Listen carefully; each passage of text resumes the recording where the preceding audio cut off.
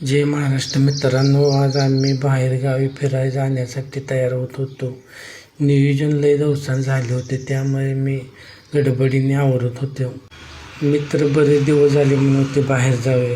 आज आमचे ठरले गगनबावड्याला जाण्यासाठी. आमच्या आंबो फाटे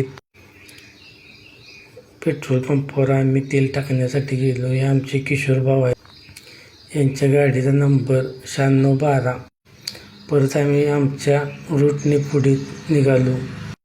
हे पडळगावचा रोड आहे बघा. इथने पुढे गेल्यानंतर छोटेसे जंगल लागते. पडळगावमध्ये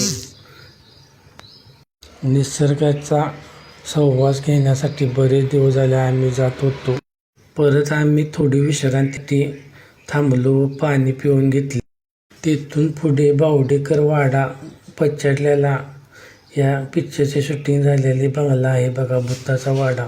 काजवा फॉरेस्ट टेट असे तिथे नाव दिले आहे. हे तिकीट काउंटर आहे. तिथने पुढे आम्ही गेल्यानंतर हा असा नजारा होता बघा. पूर्ण वाड्याचे लोकेशन एक नंबर केले आहे लोकांनी तिथल्या. हे आमचे किशोर भाऊ म्हणतात की बराच वेळ झाला. मित्रांनो, तिथे असे दिसते की इकडे पूर्ण जंगल व तिकडे डोंगर आहे बघा, आणि मध्येच बरोबर वाडा बांधला आहे. इथे बरेच पिक्चरचे शूटिंग झाले आहेत. पण आत गेल्यानंतर इथे नियम आहे की फोटो काय कॅमेरा व्हिडिओ करू देत नाही. तरी पण मी असे धाडस केले की आज जाऊन म्हणले की एकदा व्हिडिओ करून बघावा. यांचे ते भांडे आहेत बघा, जेवण बिवण करणारे पहिल्या काळातील भांडे आहेत बघा. हे त्यांचे बैठक व्यवस्था असायची, सभा विभा इथे भरायचे बघा मित्रांनो. तिथने पुढे गेल्यानंतर आम्हाला त्यांचे टोपी बिपी कपडे बिपडे असे सजावट करून ठेवले बघा इथं. तिथने पुढे गेल्यानंतर आम्हाला महाराजांचा पुतळा व त्यांचे काय काय कामे केले त्याचे लिहून ठेवले आहे. हा त्यांचा डायनिंग टेबल आहे बघा मित्रांनो. तिथले आवरून आम्हाला पुढे जायचे, त्यामुळे आम्ही कुंभी डॅम्प या ठिकाणी जाण्यासाठी निघालो. कुंभी डॅम्पला तर जाताना भरपूर जंगल व असे 3 दरवाजे आहेत बघा कुंभी डॅम्पचे.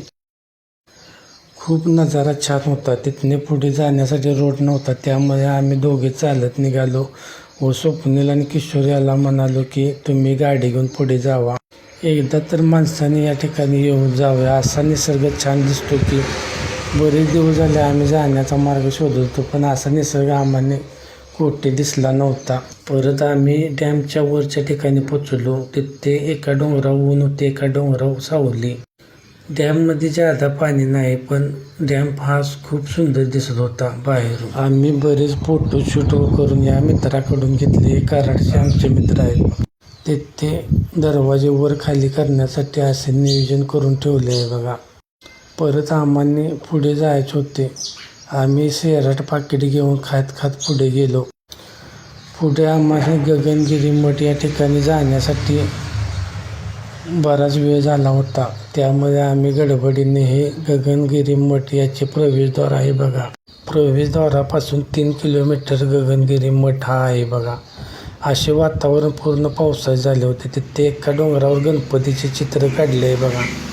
हा पहिला म्हणतात की किल्ला होता तिथे. परत गगनगिरी मठ स्थापन केला. परत आम्ही त्या ठिकाणी पोचून गाड्या बिड्या त्या ठिकाणी लावून परत प्रवेशद्वारातून वर निघालो. 375 पायरी या ह्याच्यासाठी आहे बघा. परत आम्ही वर पोचलो. तिथे हनुमान गणपती असे डोंगरात चित्र कोरले आहे.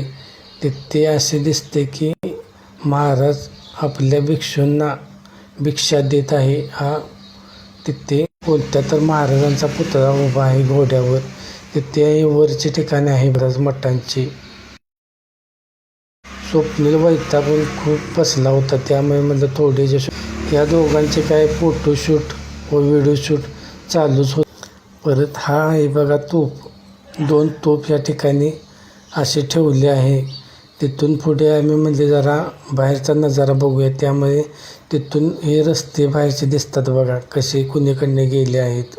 बघण्यासाठी एक नंबर निसर्ग या ठिकाणी आहे बघा. आले की मन मोकळे होते. परत आम्ही पोचलो वडंगी येथे यश हॉटेल या ठिकाणी. हे आतले डिशचे फोटो आहेत बघा. आम्ही चिकन बटर फ्राय मागवला होता. त्या ठिकाणी खूप चांगले जेवण मिळते आपल्या ठिकाणी. या ताटात एवढे डिश येतात बघा.